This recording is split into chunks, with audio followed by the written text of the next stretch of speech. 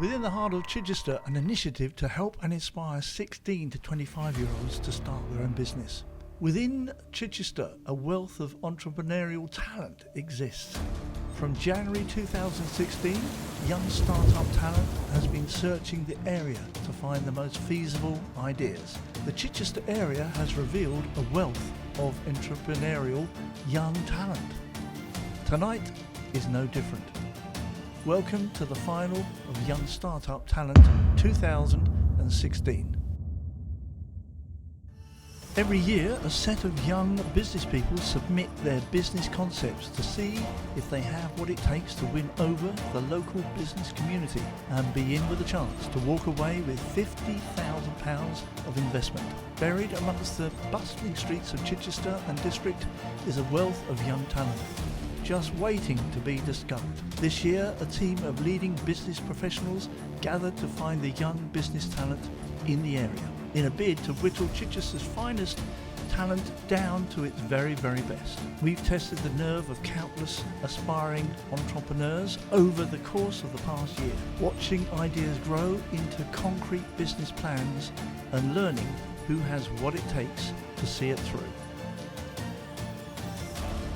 With the success of past Young Startup Talent winners and finalists rapidly flourishing among the business world in the southeast over the past 7 years since its inception, can our Chichester business people crack their market?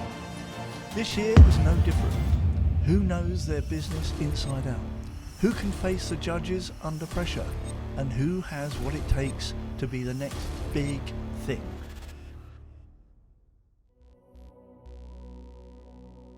Recap of the year so far for the semi-final. After visiting schools, colleges and universities within the area of the successful applicants attended the Young Startup Talent Speed Networking event held at the University of Chichester. The evening was set out to put the young entrepreneurs of all ages between 16 and 25 through their paces. In attendance were judges and sponsors from the local area who were keen to see the range of ideas to enter the process. Following on from the speed networking, 4 have been selected and are about to pitch in front of our Chichester judges. Making up the panel for 2016 includes Lorraine Nugent. As well as being one of the founding partners for the Young Startup Talent, Lorraine also heads up a leading public relations agency based in the heart of the southeast. She has no shortage of expertise in media relations, having worked for a prominent leading newspaper group for 7 years, managing a business paper with strong links in both local and national media. Lorraine now heads up the successful PR agency Media Word Waves, who act for a variety of clients. 2014, Lorraine won the influential Woman of the Year award at the NatWest Venues Awards in Sussex. Rob Nunn. At just 22 years of age, Rob is in charge of 2 thriving groups of companies and has recently joined the Young Startup Talent team as Strategic Director. Rob is not only well known, but also well respected within his industry, which is focused around investing and growing businesses to help reach their full potential. In 2012, Peter James named Rob as National Entrepreneur of the Year and has recently been nominated for the Wall Street Journal's Investor of the Year 2017. Chris Deans. Chris has worked for the NatWest for over 35 years and heads up the Chichester corporate and commercial team, managing relationships with SMEs in West Sussex. He is focused on assisting his clients achieve their goals, together with supporting the growth and development of the local business community. Having started his career in Chichester, he has delighted to return to the city after carrying out various senior roles in the south of England and Guernsey. Eileen Lintill. Councillor Lintill has had a long career in insurance before becoming an elected member for the Petworth ward. She has been elected councillor for 8 years and is the chairman of the Grants and Concessions panel and the vice chair for the cabinet. Eileen chairs the stakeholder meeting at the Children and Family Centre and sits on the management committee for the Sylvia Beauty Centre and Friendship Centre, both in Petworth. She is also the president of the West Sussex Football League. Louise Hastings is a chartered accountant and partner at Moore Stevens LLP. Louise acts for a variety of owner-managed businesses and not-for-profit organisations, providing compliance, audit and consultancy services. Her interests lie in the education sector, and therefore her expertise is greatly appreciated by schools and charities across the Moore Stevens Group.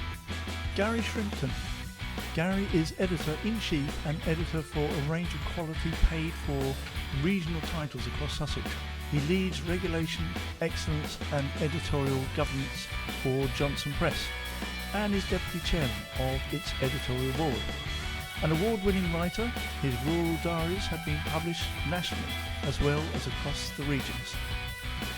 Bishop, or Dr. Warner, has been involved within the church for many years after being ordained as a priest in 1985 at Exeter Cathedral. He is a traditionalist and has worked resolutely in recent years to encourage provision in which people of all integrities can remain together. Currently, he is bishop at Chichester Cathedral.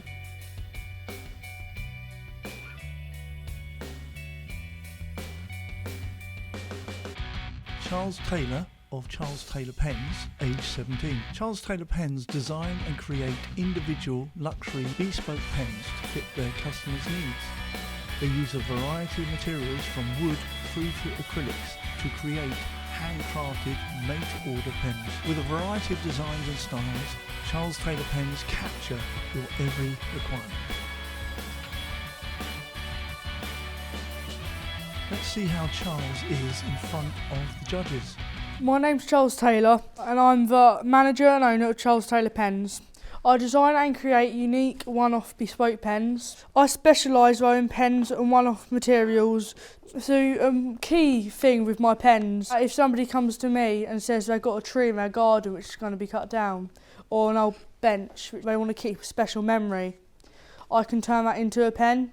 There are places like Mont Blanc and Parker, but the difference between them is their pens are made in a factory, all done by machines. This is different. All pens are done by hand, unique and bespoke. I've got two shops selling my pens in Chichester, which started this time last week. And I found, although I've not sold many pens through the shops yet, I've had a lot more inquiries and a lot more people wondering. Although there's stuff like the computers nowadays, people still have to write cheques, sign contracts. Many people use pens and a lot of people like to use them in style. I'm young and fresh. I'm starting this with a business passion and I know I can make it. So what are we doing to advertise? I'm building up my Facebook, my social media websites. I've recently got my website up. My main key focus with that is to keep it updated, because as all social media, as soon as you let it lie, as soon as it starts to die. Over the last year I've produced a display case with my uncle's help, and I've sourced new pens. I've found better pen kits which are more quality. My main future within a year is to create a pen out of 18 karat gold or silver. For this I would need to create a mould which would cost me a substantial sum of about £1,000 to £1,500. The next expense out of that would be the money for the gold. But the one good thing is with the gold, no matter if it's in pen form, it's always got a scrap value. As I want to improve and get into more and more shops, I'm going to need more and more help, more people to work for me, as I realise it's going to be larger sums of money, but it'll be well worth it. One of my key phrases at Charles Taylor Pens is the pen is mightier than the sword. The amount more you can do with a pen than you can with a sword, whether it's writing and signing cheques, which can win more battles than you could with a sword. So, where am I at? I'm slowly getting out there into local areas and building up my name, building up the name of Charles Taylor Pens. So I'm hoping over the next few months I can double my amount I'm selling. That's all, and if there are any questions you'd like to ask, please feel free to ask. Yeah, I have. Well done. There you go. I'm a bit of a nut job for pens. I love pens. Don't play the exclusivity line in trying to compare yourself to a Mont Blanc or whatever, only because you have the same quality, but you don't have the ability to charge the value. If you've got a specific niche and you want to aim it for shops and expand growth, etc., can So do it stick that to way. the small niche then and then Yeah, expand. I would, and expand it on a local basis. When, how much does it cost you to make each of these pens, or does that vary depending on the type of pen? For me, the cheapest pen I could do for you would be at £7, and that's all the materials. That costs you £7? That cost me £7. Yeah. Whereas the most expensive pen would cost me £50. Charles, one of the things I think is really good is that it's your age. You said, I'm young, I'm fresh, that's really positive. And you're using pens. You know, it's both your fascination and interest in that, because that is very attractive. You are part of the advert. Also, your name is epic. Yes. Tailor-made. You know, they are tailor-made pens in both senses. Charles, I think there's a brilliant presentation, well done. When you were talking to the owners, did you suggest to them a trial period for you to put your pens with them, or did they say a trial period the other way around? It's a buy and return basis. We've done it so if there's 1 month later and there's still this one pen, which for some reason isn't shifting, I can swap that over for them. Charles, it's a great presentation. We have a number of top-end businesses in the area. We've got Goodwood, we've got Rolls-Royce. What makes these businesses special, where they are sustainable? They try to use local materials and local craftspeople, and they do charge a premium price. And as I was listening, I wondered if there was the Goodwood Revival pen made exclusively from wood on the Goodwood estate, and whether there's a conversation to be had with Rolls-Royce down the road. I just commend those ideas to you. I want to make a Victory pen. That's one. Yeah, I love that memory pen. Yeah. Can I ask you, how many have you got? How many have you got out in shops? How many can you make? Shops, I've got about 60 pens out there around, or I had 60 pens at the beginning of the week. That's across 2 shops. That's across 2 shops. A nice comfortable level for me is 10 pens a day. Okay, all right, okay, thank you, Charles. No, thank Well done. you. Thanks. Yes, okay, Well done. well done. Hannah Weir, Telephonium A17. Telephonium is individual and bespoke telephone marketing agency offering a professional business-to-business telephone marketing service to companies who are serious about customer relationship management, customer retention, customer feedback and customer care. By integrating modern marketing techniques such as e-marketing and social media, along with helping the client's customers, this will help build important, long-standing relationships. How is Hannah under pressure from the 7 judges? Good evening, everybody. Oh, you can do better than that. Good evening. Good evening. Good evening. My name is Hannah Weir. I'm the owner and founder of Telephonium. Telephonium is a bespoke telephone marketing agency offering professional business-to-business telephone marketing to companies that are serious about customer relationship management, improving sales and overall increasing turnover. Telephonium was born in the summer of 2016 after I'd worked in car leasing for a short while. Here I discovered my love for sales and for customer interaction via the phone. Telephonium's goal is to achieve a high number of sales, long-standing relationships, and of course customer retention without that call centre vibe. The main focus while setting up will be new business development and focusing on lapsed customers to then in the future move on to inbound call handling. So how am I going to market myself? Well, that's simple. I'm going to pick up the phone and do what I do best. Wow, people. I will also use affiliate marketing. The phones in front of you are all branded with Telephonium once you pick up the handset. My target market will be small to medium-sized businesses throughout the UK, moving on to much larger companies once I become fully established. My vision for the future is simple. I want to create a fun environment full of staff with great personalities and a positive outlook on life. I'm looking to take on out-of-work actors. Where will I be in 5 years' time? Well, I'd love for business to be booming. I would like to have 30 to 40 permanent staff and a portfolio full of long-standing clients. I would like to be an award-winning telemarketing company. I want a 21st century approach to a service that dates back to the 1970s when telephone marketing was first born. I have big dreams, enthusiasm and passion to achieve my goals in life, and I hope that young startup talent can believe in me and Telephonium. Thank you all for listening. Any questions? Well done, Hannah did a great job. I'd love to know your feelings on how you are going to incentivise good quality staff to stay with you. Yeah, there will be a base salary of £12,000, which is average if you go for any kind of sales role. And a lot of it is obviously commission and incentives. But I don't want my staff to try to get to be earning more than the other people, to say, oh, I've done more than... Why not? Because I think it creates a winning environment. Which some people can find quite intimidating. They don't need to be in your workforce then. Okay. This is one of the most brutal environments you can go into. Thank you. I think the other thing I can see that's missing from your cash flow, as you mentioned about sales through telecoms companies, I can't see anything in there. For it'll be factored in. Thank you. So at the moment, where are you at the moment? You've got a couple of clients, haven't you, already at the moment? Yeah, I'm currently full-time with a client at the moment. So as the business grows, I've also got 2 other clients that I've had to put them to the side for the moment, because there's not enough time in the day for me to do it and for me to put my all into it. Do you not think that you'll end up losing those clients, were they? No, because a lot of it is in the new year. When I was working in leasing, it was my pet peeve for people to put it behind them, and it's like, no, it's important, get on it. There's a logistical reason why that happens. Nobody wants to lose a client. You might think that you're not over-promising now. Yeah. Come January, you may have a very different perspective on that, and trust me, people get bored of people quite quickly. Yeah. Especially in the modern era, like you said, where they can pick up the phone and find 20 more of you. Yeah. I think that's my area of concern, really, is on why is what you're going to offer going to be more attractive than what other people are offering. That's all walks of life in a workplace. That's young people who are trained and they are willing to pick up the phone.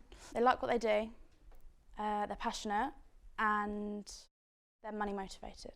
Can I just ask about the choice of workers again, which is, and I'm just interested in why you believe that this type of employee is going to deliver better. People who work in car phone warehouse and phones who are one of the best kind of salespeople, because they are so money driven and their targets are sky high. There's some really good salespeople that you can pluck out, and you might say, well, why are they going to want to walk out of a showroom and into a call centre? Well, that's because I will establish how much they're earning and then go from there. Do you think you've got the skills to manage the team of people? Yeah, of course. I think I have got what it takes to manage a team. That's the bit I'm convinced about.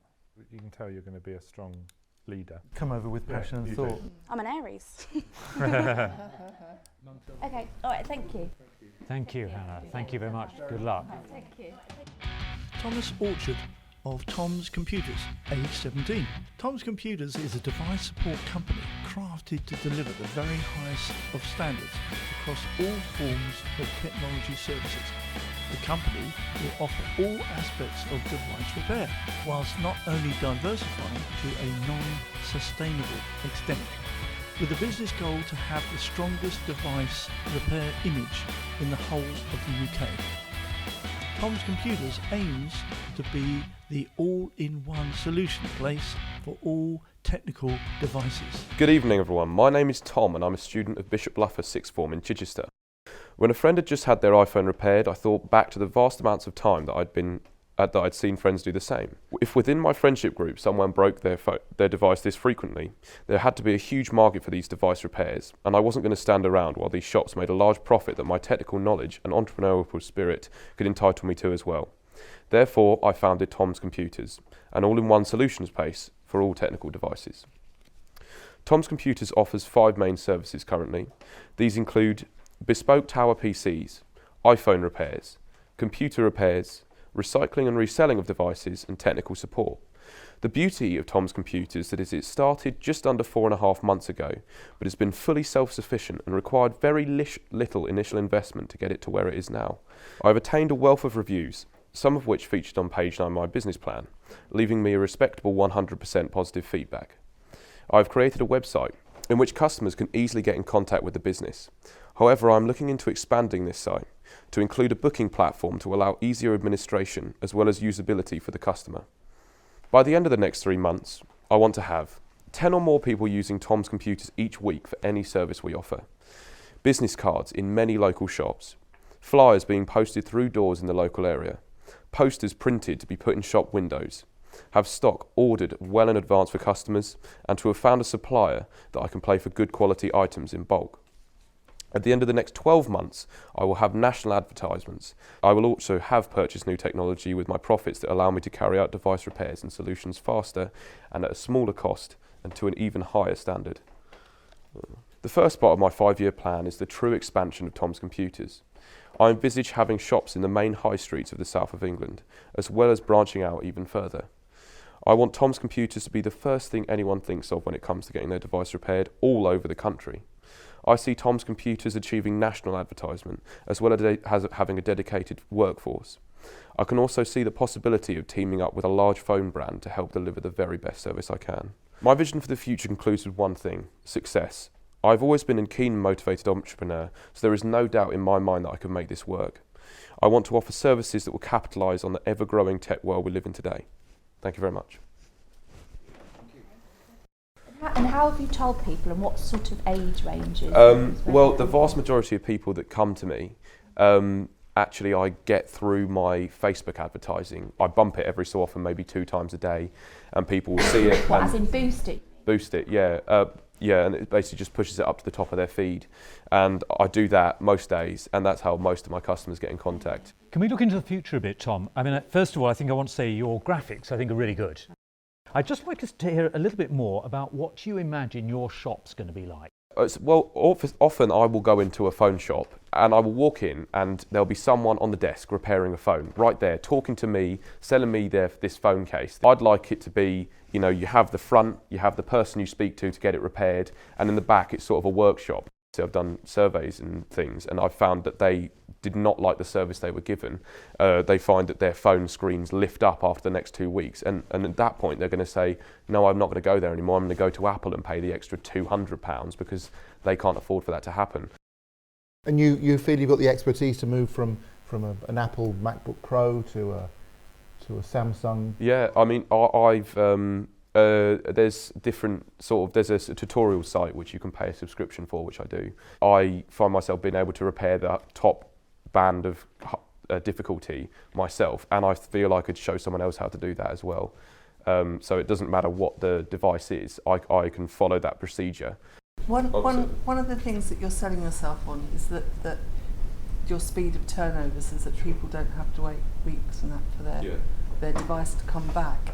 But it strikes me that you're going to be doing the work on your own, and as you build up, are you going to be able to maintain that? So with the increase in people coming to use my service, I will be able to pay for more people to come and help me out. Tom, I think you're just the sort of person we all want to know.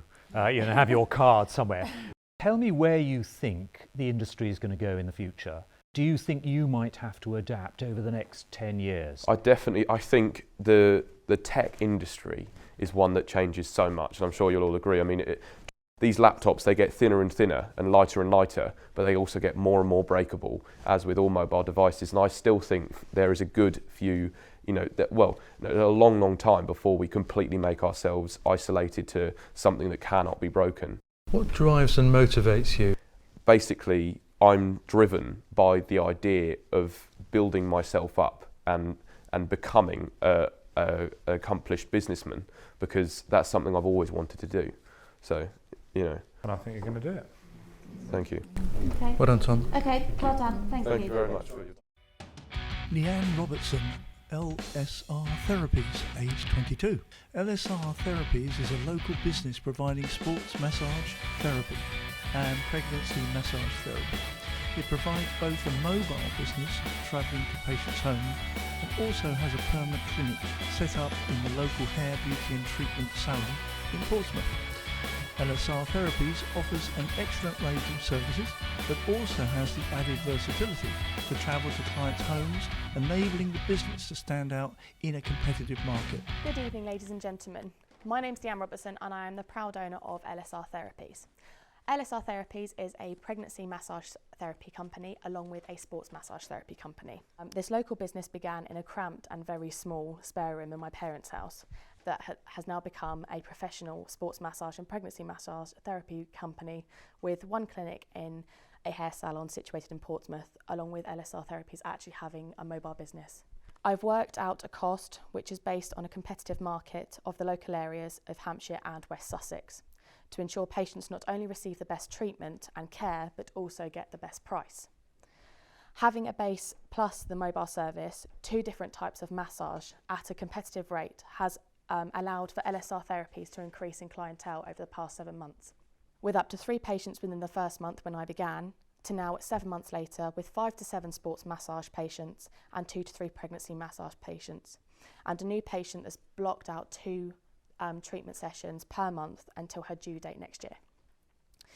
Patients have got to know our name and are happy with the treatments they are receiving, so much so that we've had quite a few referrals within the last month, which has been really, really good.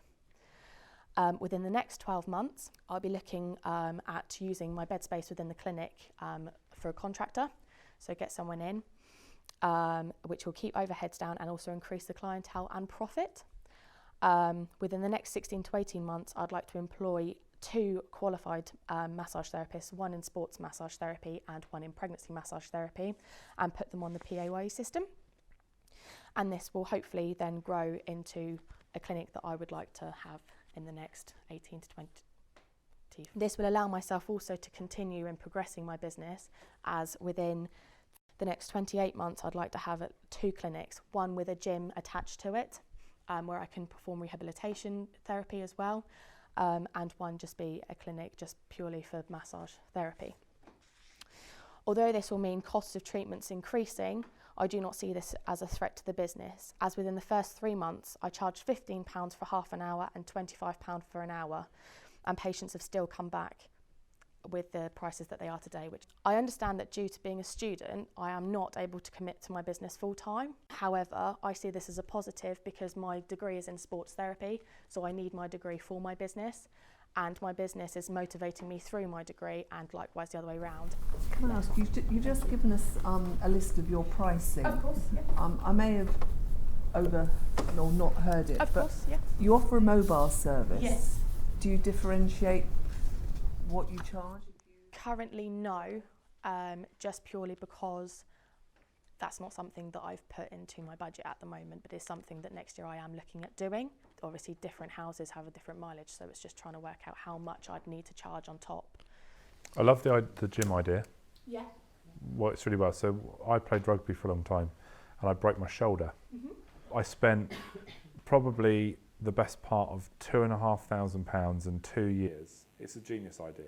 There are loads of people doing it though. Yes. So what will differentiate you from them? So I think having my 2 different treatments, by having a pregnancy clinic or room specifically for pregnancy massage and one for sports and a rehabilitation room, you've got 3 rooms that you can utilise at the same time. Amazing. How are you finding the marketing? Because obviously your pregnancy bit and your rugby players are very different markets. So how are you targeting your Facebook? So my Facebook and my Twitter accounts at the moment I'm trying to divide up. Also alongside that I've got a couple of posters up in local hair salons. So I'll have one specific for sports therapy or sports massage therapy and one specific for pregnancy massage, because you can't interlink the 2. It's near impossible. Yeah. So by kind of giving myself double work, but actually they both bounce off each other, because if you know one person who wants a sports massage, 9 times out of 10 that person has a wife or has a friend that's pregnant, and it all refers on. So it is double work, but at the same time, it's double the clients that I'm getting back because they're referring people to come and see me. But just sticking with that, I mean, I think the pregnancy thing is fantastic, Sure. Absolutely brilliant. But there's also going to be this constant thing, how do I market myself as someone that is not just different, but better? Yeah. Now, it seems to me that something which actually builds your confidence in that whole area, so that the issue is not just the physical business that you're doing, but also the emotional, psychological, and all of those things, and where you might have some resources at your disposal for referrals, if that emerged, would be really, really important. The question I wanted to ask you is what do you see as the biggest challenge for you upscaling from an individual therapist to this big business? Probably financial. Okay. I have looked at getting a business loan for a building for a clinic, and they've turned me away because I am a student. So I think financially that is where my barrier is at the moment. When do you finish your degree? I finished my degree in 18 months. Leanne, your business plan's well written. It details an awful lot of positive sides to it. Isn't a lot on necessarily the risk management. Yep. And I may refer to one element of the legal considerations where you're talking about medical data being safeguarded using a locked cabinet. Yep.